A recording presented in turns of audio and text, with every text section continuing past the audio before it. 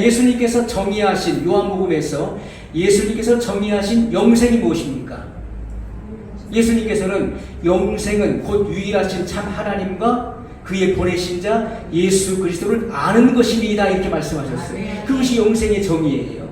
우리는 일반적인 사람들은 영생이 뭡니까? 영생은 죽지 않고 영원히 사는 거예요. 오래 사는 것이죠. 이렇게 생각해요. 물론 죽지 않고 영원히 사는 것도 영생이에요. 하지만 예수님께서 요한복음에서 정의하신 영생의 의미는 영생은 곧 유일하신 참 하나님과 그의 보내신 자 예수 그리스도를 아는 것. 안다는 것은 경험적으로 안다는 거예요. 경험적으로. 주님과 교제를 통해서, 교통을 통해서 아는 것이고 체험을 통해서 아는 것을 말하는 거예요. 그래야 우리가 비로소 안다라고 표현할 수 있는 것입니다. 우리가 지식적으로 아는 것은 참으로 아는 게 아니에요. 진정으로 인격적인 교제와 교통을 통해서 만나야 되는 것입니다. 그래서 예수님을 체험했느냐, 예수님을 인격적으로 만났느냐, 그것이 거듭남인 것입니다. 지식으로 배워서 알고 있는 것은 거듭남이 아닌 거예요. 그것은 지적 동의의 신앙인 것이죠. 지적 동의에 머물러 있는 것이고 주님을 체험해야 되는 것입니다. 기독교는 체험의 종교잖아요. 기독교는 생명 그 자체이기 때문에 하나님의 살아계심을 체험하고 인격적으로 만나고 접촉하고 경험하는 것입니다. 그렇기 때문에 세상 사람들은 하나님의 살아계심을 믿지 않기 때문에 기독교를 일반적인 종교와 같은 부류로 생각하지만은 절대 그렇지가 않은 것입니다. 기독교가 왜 2000년 교회사 속에서 너무나 많은 핍박을 받았어요? 성경책을 없애기 위해서 마귀가 얼마나 많이 역사했습니까? 2000년 역사 속에서 성경을 수없이 많이 불태워버렸어요. 그럼에도 불구하고 여전히 존속하고 있는 것입니다. 하나님 말씀을 없앨 수가 없는 거예요. 얼마나 많은 탄압이 있었습니까? 다른 종교하고는 비교가 안 될 만큼 기독교에 대한 엄청난 탄압이 있었던 것은 바로 생명 그 자체이기 때문에 그런 것입니다. 자, 그렇기 때문에 마귀는 교회를 잔멸하려고 했었던 거예요. 하지만 없어지지 않는 것입니다. 이 지구를 한 바퀴 돌았어요. 그래서 우리가 그렇기 때문에 우리가 하나님의 그 형상을 회복해야 되는 거예요. 그리스도의 형상을 회복해야 되는 것입니다.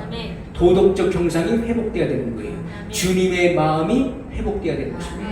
그래서 예수님께서 너희 안에 이 마음을 품으라. 곧 그리스도 예수의 마음이니 그는 근본 하나님의 본체시나 하나님과 동등됨을 취할 것을 여기지 아니하시고 자기를 비워 종의 형체를 가져 사람의 모양으로 나타나셨음에 십자가에 죽기까지 복종하심이라고 말씀하고 있는 것입니다.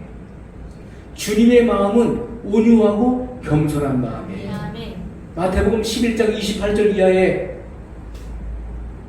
수고하고 무거운 짐진 자들아 다 내게로 오라. 내가 너희를 쉬게 하리라. 나는 마음이 온유하고 겸손하니 나의 멍에를 메고 내게 배우라. 그래야면 너희 마음이 쉼을 얻으리니 이렇게 말씀했어요. 예수님의 마음은 온유하고 겸손한 마음. 이것이 바로 예수님의 도덕적 형상을 말하는 것입니다. 도덕적 형상이 내 안에서 회복되어야 되는 것이죠. 그래서 우리 안에서 우리의 삶 속에서 은혜가 나와요. 은혜가 나와야 됩니다. 그래서 사도 요한이 예수님을 보았잖아요. 사도 요한이 우리가 그의 영광을 보니 하나님의 독생자의 영광이요 은혜와 진리가 충만하더라. 요한복음 1장 14절에 분명히 증거하고 있는 것입니다. 우리가 그의 영광을 보니 그 영광을 보았잖아요. 하나님의 독생자의 영광이요 은혜와 진리가 충만하더라.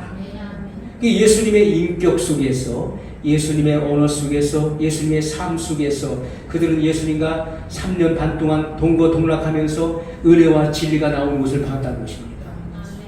오늘 우리의 삶 속에서 그것이 바로 선한 영향력인 것이고 영적인 영향력을 말하는 거예요. 나 저 사람 때문에 나 예수님 믿기 싫어. 나 저 사람 때문에 나 교회 안 갈 거야. 그것은 악한 영향력을 내가 지금 뿜어내고 있다는 것이죠. 악한 영향력. 그러나 선한 영향력은 그 사람 때문에 내가 은혜 받고 있어. 그 사람으로 인해서 내가 도전받고 있어. 그 사람 때문에 내가 성령이 충만해. 이것이 바로 빛이 되는 것이, 세상의 빛이 되는 것입니다. 자, 그렇기 때문에 우리가 하나님의 잃어버린 형상을 회복해야 됩니다. 하나님과의 관계가 깨졌잖아요. 범죄한 인간은 하나님과 교제할 수 없어요. 그렇기 때문에 회복이 절실히 필요한 것입니다. 그래서 교회를 나오는 모든 사람들, 모든 교인들은 다 거듭남을 체험해야 돼요. 거듭나지 않으면 하나님 나라를 볼 수 없고 하나님 나라에 들어갈 수 없는 것입니다. 거듭나야만 하나님의 자녀로 그 이름이 어린 양의 생명책에 등재되는 것입니다. 자, 하나님께서는 오래 참으시죠. 하나님의 속성은 오래 참음이에요. 그래서 고린도전서 13장에 보면 그 사랑의 속성을 분명히 말씀하고 있죠. 고린도전서 13장은 사랑의 찬미가인데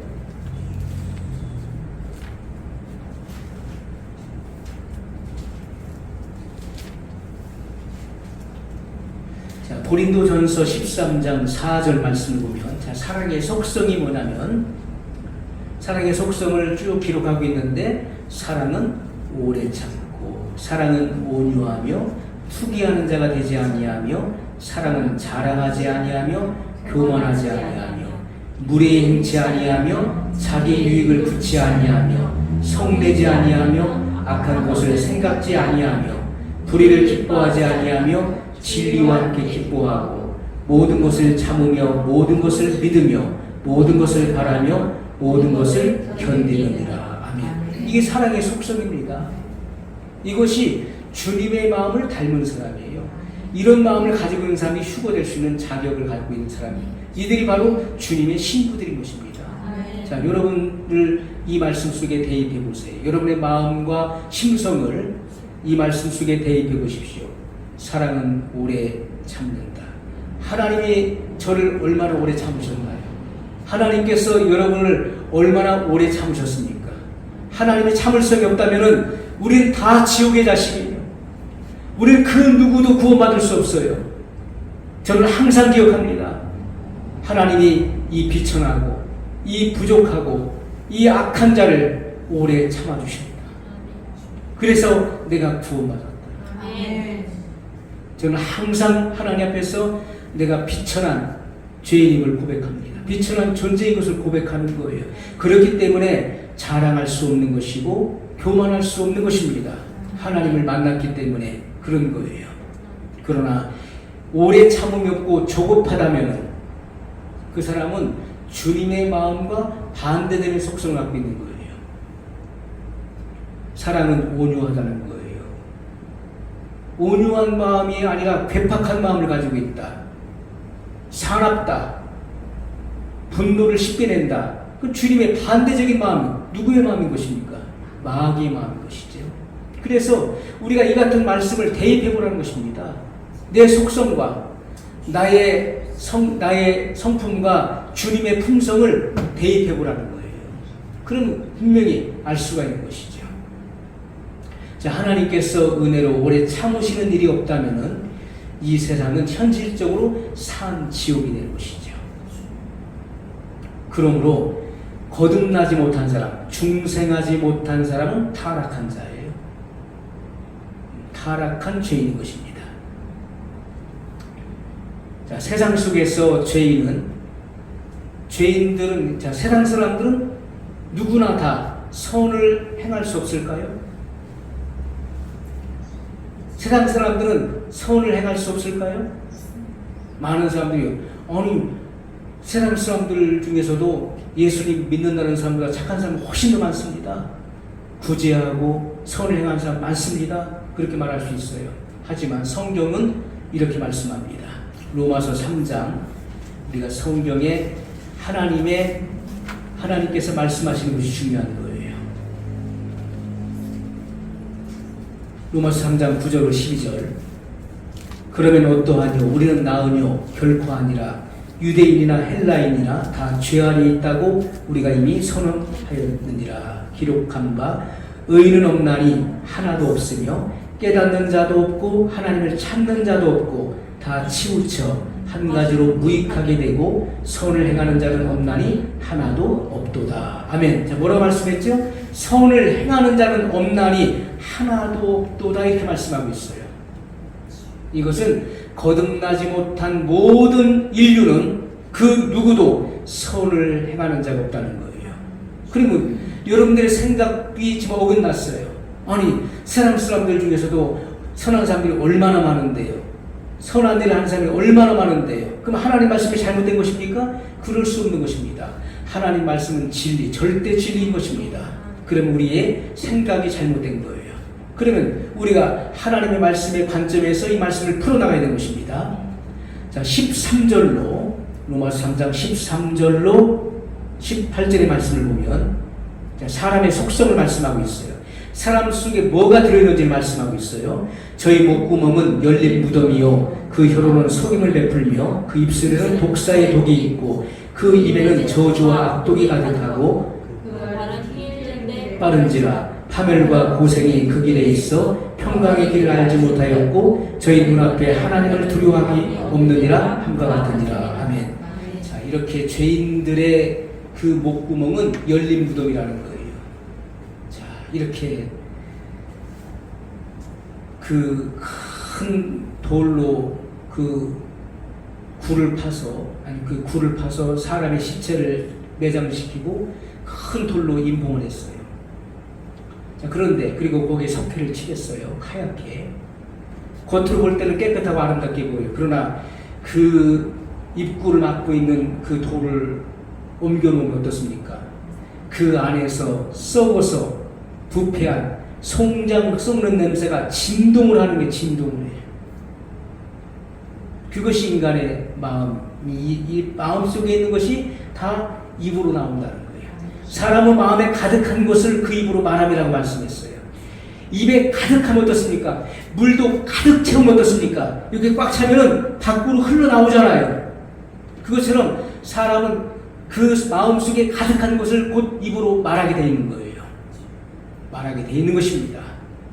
그래서 사람은 그 마음에 쌓은 선에서 선을 내는 것이고 쌓은 악에서 악을 내는 것이라고 말씀하고 있는 거예요. 그러므로 우리가 그 사람의 말을 들어보면 그 사람의 인격을 알 수 있는 것이고 그 마음속에 담고 있는 내용이 무엇인가를 알 수 있는 거예요.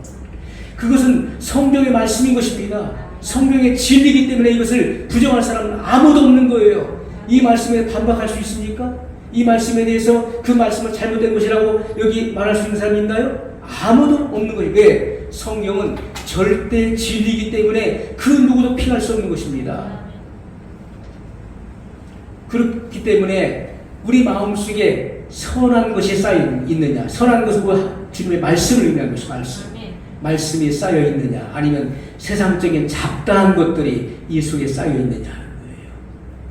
선을 내느냐, 악을 내느냐, 둘 중에 하나는 중간지대는 없는 것입니다. 영적인 세계 중간지대는 없는 거예요.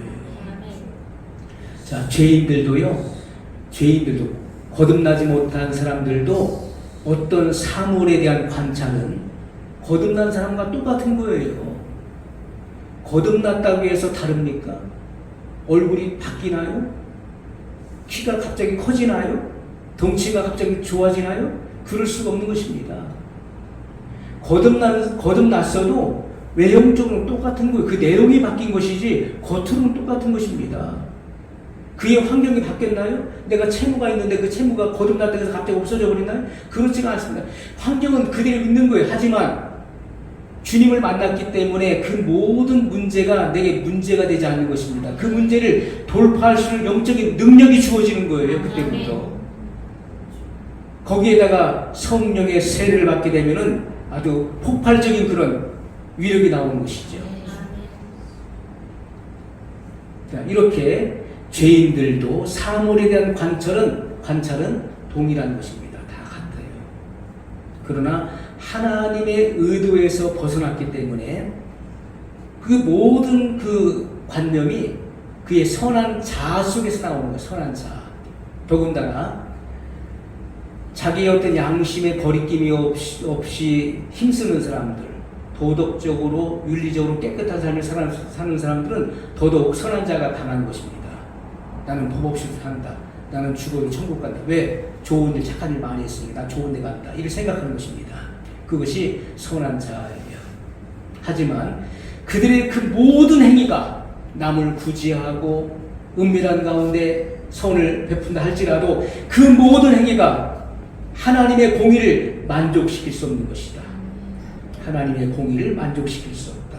그들의 선행, 그들의 종교 행위, 또 윤리 도덕적으로 윤리 도덕의 실천, 이 모든 것이 하나님을 기쁘시게 할 수 없다. 이렇게 말씀하고 있어요. 우리가 히브리서 11장에 보십시오. 믿음이 없이는 기쁘시게 못하나니 하나님께 나아가는 자는 반드시 그가 계신 것과 또한 그가 자기를 찾는 자들에게 상 주시는 이심을 믿어야 할지니라 이렇게 말씀하고 있어요. 믿음이 없는 사람은 하나님을 기쁘시게 할 수 없다는 것이 결론적인 것입니다. 자, 예를 들어서 영국의 과거에 해적들이 많아요. 해적. 그 해적들이 그 일반적인 배들을 침략하는 것이죠. 배들이 지나가면은 숨어 있다가 쫓아가서 그 사람들을 해치고 노예 삼고 또 죽이고 그리고 그 물건들을 다 빼앗는 거예요. 그래서 영국 여왕이 이제 해적들을 소탕하는, 그래서 해적과의 전쟁을 선포한 거예요. 해적들을 모조리 다 잡아들여라. 그들은 이 국가의 적이다, 공공의 적이다 선포했어요. 그래서 국가에서 이런 이 군대가 배를 띄워가지고 해적들을 소탕하게 됐어요. 이 해적을 잡았는데 그 해적들이 하는 말이 그런 거예요. 우리는 착한 사람이라는 거예요. 왜냐하면 우리 동료가 아플 때 우리는 밤새도록 그 사람을 보살펴줬다는 거예요. 그리고 우리 부모 자식들에게 돈을 보내줬다는, 돈을 남의 거 빼앗은 거 그 돈을 가지고 우리 부모 형제 내가 아는 지인들에게 돈을 보내줘서 그들에게 생업을 할 수 있도록 도왔다는 거예요. 그건 뭐가 잘못이냐는 거예요. 우리는 선하고 의롭고 착하다는 거예요.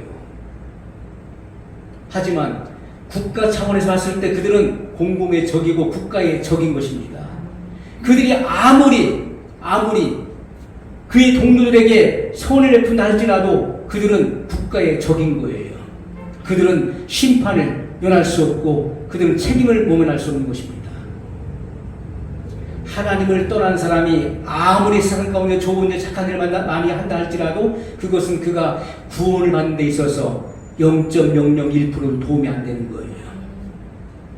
하나님의 공의를 만족시킬 수가 없는 것입니다. 절대로 안 되는 거예요.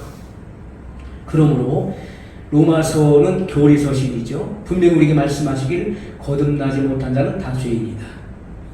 그 누구도 예수 그리스도의 대속의 보혈의 공로가 없이는 구원받을 수 없다는 것을 말씀하고 있는 것입니다.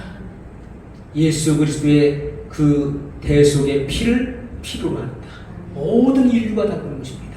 그러므로 모든 사람에게는 예수님이 필요한 거예요. 예수님을 떠나서는 구원받을 자가 아무도 없는 것입니다. 그가 국회의원을 하든지 장관을 하든지 대통령을 한다 할지라도 예수님을 떠나서는 구원받을 수가 없는 거예요. 그러므로 예수님만이 우리의 구주가 되시는 것입니다. 예수님을 통해서만이 구원받을 수 있음을 성경은 분명히 말씀하고 있는 것입니다.